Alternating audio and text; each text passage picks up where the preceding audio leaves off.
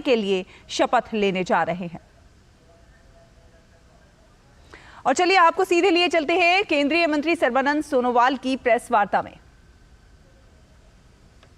अर्थव्यवस्था बन चुका है और पिछले 9 साल में हमारे देश के आदर्श बड़ी नेता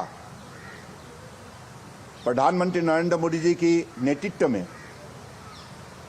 देश के हर प्रांत विकास के रास्ते पर तेज से चलने लगा है।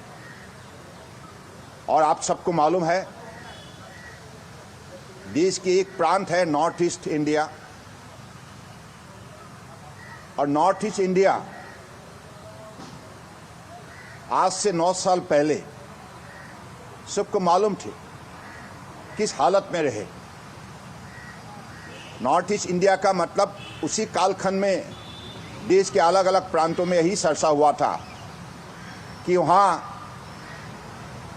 आतंकवादियों का गतिविधियां, हिंसा, violence, kidnapping, extortion, law and order इस हालत में रहे।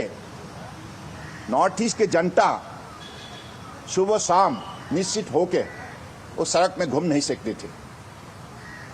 ऐसे एक हालत कांग्रेस ने 7 साल में नॉर्थ ईस्ट को बनाया। कांग्रेस की उनकी जो शासन व्यवस्था इतना कमजोर रहे और खास करके उन्होंने 7 साल की कार्यकाल में जो दुर्नीति घोटाला को उन्होंने जैसे अपनाया, इसके वजह से वहां कोई रूल ऑफ लॉ थे नहीं और इसलिए हर नागरिक असुरक्षित रहे, अनिश्चित रहे। हमारा भविष्य क्या होगा, कौन देगा हमें सुरक्षा, कौन देगा हमें शक्ति और संभावना, कौन देगा हमें स्वाभिमान से जीने का माहौल।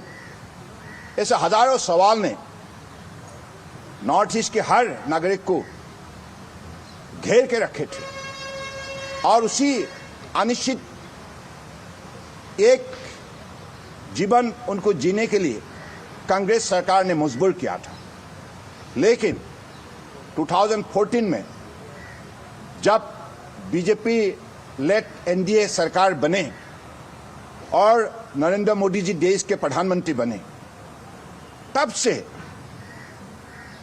प्रधानमंत्री जी ने नॉर्थ ईस्ट को विशेष रूप से ध्यान दिया और नॉर्थ ईस्ट की गरिमा, नॉर्थ ईस्ट की इतिहास, इन चीजों को उन्होंने सही अध्ययन और अनुसंधान से नॉर्थ ईस्ट को सुरक्षा, शांति और प्रगति देने के लिए प्रतिबद्ध हुई और उन्होंने 9 साल जिस हिसाब से नॉर्थ ईस्ट के विकास के लिए नीतियां अपनाया, नॉर्थ ईस्ट की विकास के लिए कार्यक्रम रचना की और नॉर्थ ईस्ट विकास के लिए उन्होंने केंद्रीय मंत्रालय की सभी काउंसिल ऑफ मिनिस्टर की सभी मंत्री को यह निर्देश जारी की कि नॉर्थ ईस्ट को विशेष ध्यान देना होगा।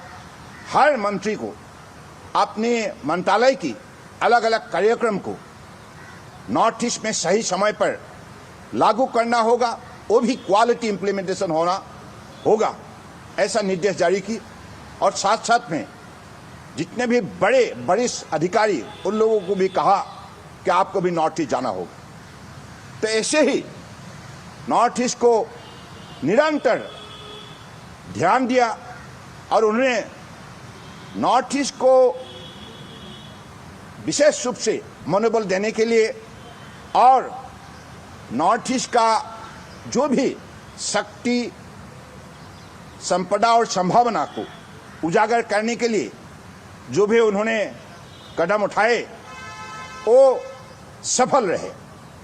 और इन दिनों में स्वयं प्रधानमंत्री जी 64 टाइम नॉर्थ ईस्ट का दौरा किया, 64 टाइम। किसी प्रधानमंत्री ने इतनी बार नॉर्थ ईस्ट दौरा नहीं किया। और आपको एक आंकड़ा दूं, सारे कार्यक्रम में, सारे इनिशिएटिव में कितनी निष्ठा और भक्ति शामिल रहे।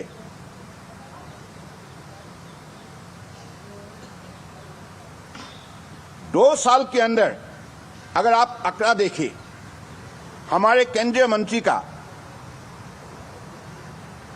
नॉर्थ ईस्ट 362 टाइम्स विजिट किया। इससे साफ जाहिर है कि 9 साल के अंदर 800 से अधिक बार केंद्रीय मंत्री का नॉर्थ ईस्ट दौरा हुआ।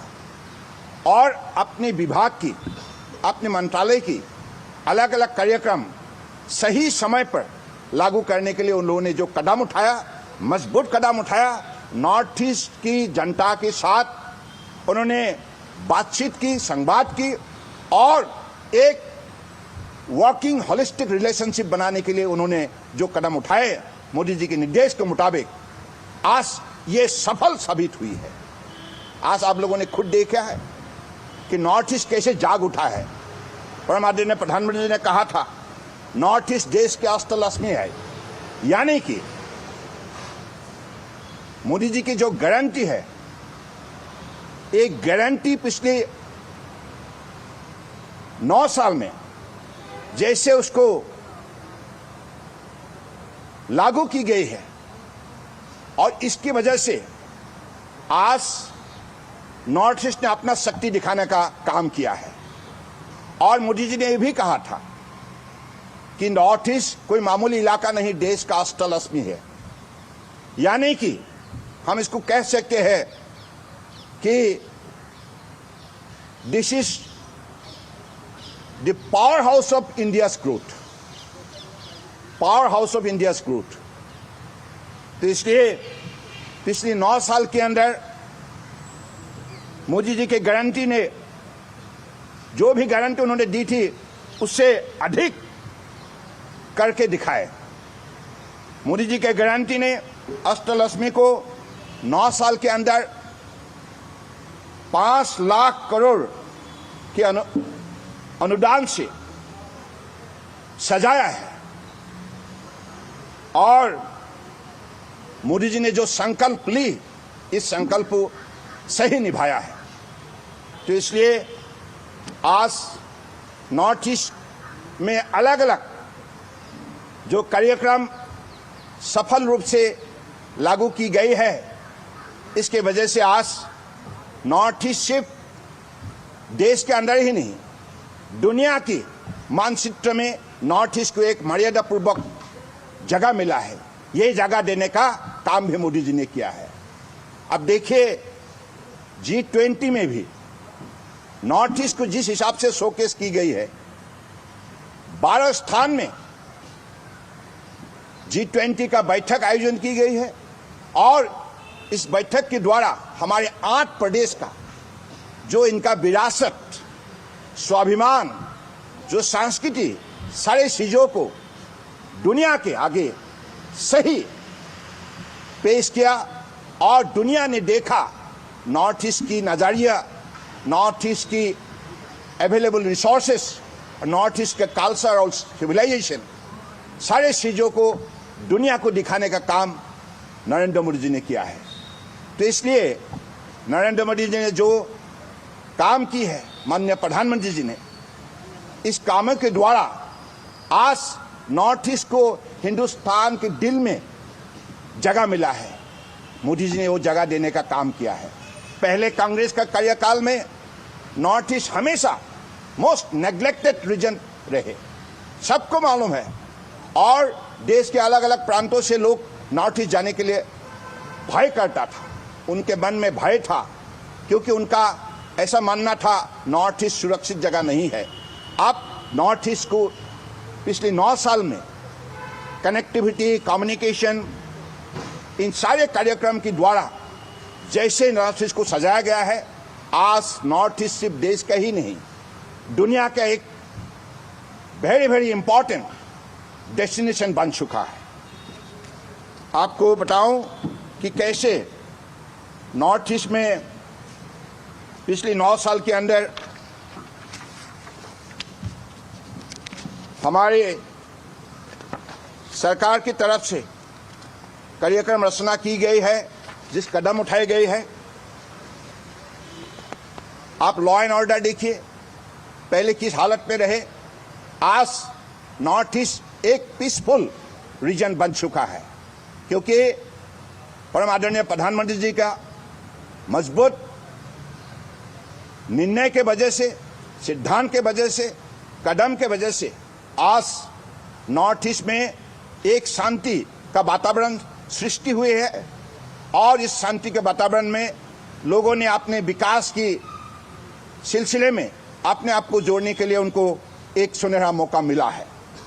तो पिछले दिनों में जो भी इस विषय पर कार्यक्रम रचना की गई है, इसमें आपने खुद देखी है, मोर देन 8,000 मिलिटेंट ने सरेंडर की है और अधिक से प्रांतों से arm forces special power act को विड्रॉ की गई है। इसका मतलब साफ है कि आज जिस शांति का वातावरण है, ये शांति का वातावरण के वजह से देश के अलग अलग प्रांतों से लोग नॉर्थ ईस्ट में इन्वेस्टमेंट करने लगे हैं। तो ये भी माहौल देने में परम आदरणीय प्रधानमंत्री जी ने एक बड़े महत्वपूर्ण कदम ली है। साथ साथ में आप सबको मालूम है कि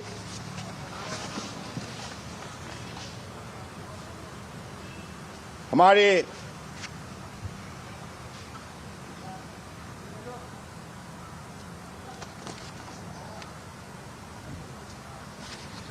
रोड सेक्टर में, रेलवे सेक्टर में और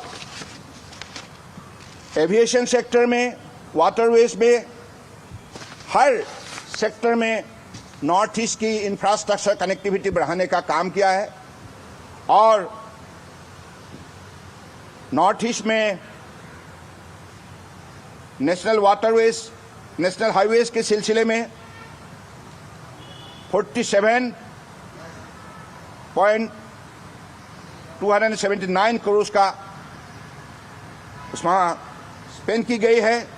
और साथ साथ में हमारे रेलवे सेक्टर में भी 4 गुना से अधिक वहाँ बजटरी सपोर्ट दी गई है। उसी हिसाब से एयरपोर्ट पहले 9 थे, उसको आज 17 तक बढ़ाने का काम मोदी सरकार ने की है।